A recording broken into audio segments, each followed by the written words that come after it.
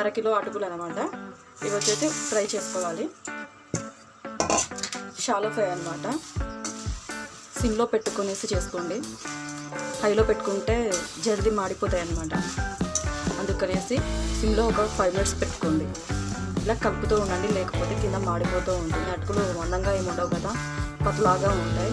అందుకనేసి చూడండి, ఇలా కలుపుతూనే ఉండాలి.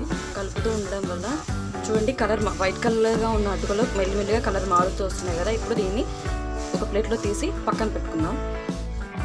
చూడండి, ఇప్పుడు వేరే పాన్ పెట్టేసుకున్నాము.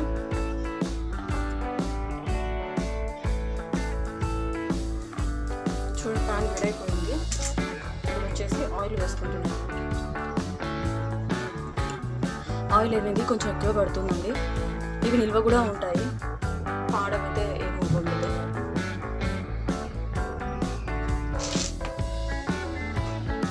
చూడండి, ఆయిల్ ఫ్రై అయిపోయింది.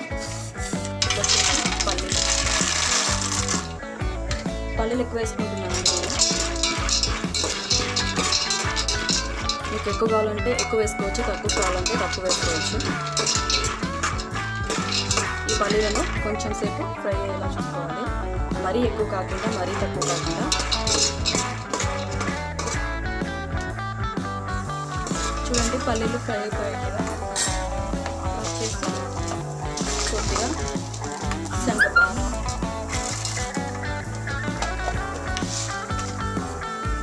ఒకసారి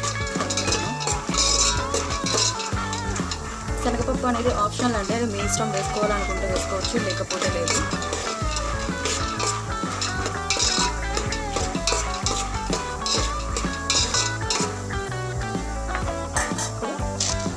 పుట్నాలు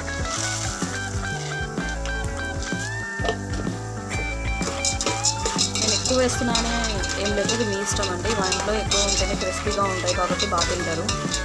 పిల్లలు ఉన్న వాళ్ళైతే ఎక్కువ ఇలా ఉంటేనే ఇష్టపడతారు. అందుకనేసి ఇలా బాగా ఫ్రై చేసుకోవాలి. కొద్దిగా కరివేపాకు,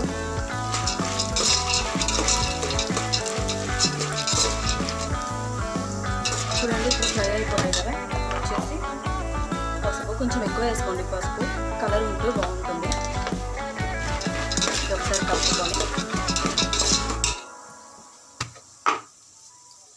సరిపడా సాల్ట్,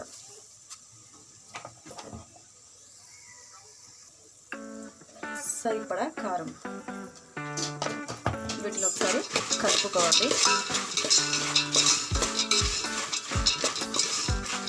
ఇప్పుడు ఈ పోహాను అన్నాయి కదా, వీటిని అన్నిటి వేసుకొని బాగా కలుపుకోవాలి. చూడండి, ఇప్పుడు ఇవన్నీ వేసేసాను కదా.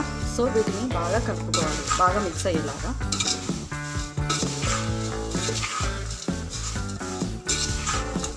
లో ఫ్లేమ్లో పెట్టి కలుపుకోండి, లేకపోతే మాడిపోతాయి. సో ఇలా చూడండి, ఇలా బాగా మిక్స్ చేసుకోవాలి. మొత్తం అలా అంటుకుపోవాలన్నమాట. చూడండి, ఇప్పుడు గ్యాస్ ఆఫ్ చేసుకొని ఎయిర్టైట్ కంటైనర్లో పెట్టేసుకోండి. ఎందుకంటే కనుక గాలి తగిలితే మెత్తగా అయిపోతుంది. సో గాలి తగిలిన ప్లేస్లో ఒక డబ్బాలో టైట్గా ఉండే డబ్బాలో పెట్టేసుకోండి. చూడండి, ఇలా పోహా రెడీ అయింది కదా. ఇప్పుడు మనం తినే ముందు అయితే వీటిలో కట్ చేసి పెట్టుకున్న ఆనియన్స్, అలాగే లైట్గా పచ్చిమిర్చి, ఇష్టం ఉంటే వేసుకోవచ్చు, లేకపోతే లేదండి. అలాగే టమాటా, అలాగే కట్ చేసి పెట్టుకున్న లెమన్,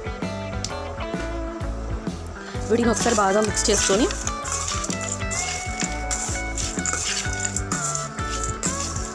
ఇలా మిక్స్ చేసుకోవాలి.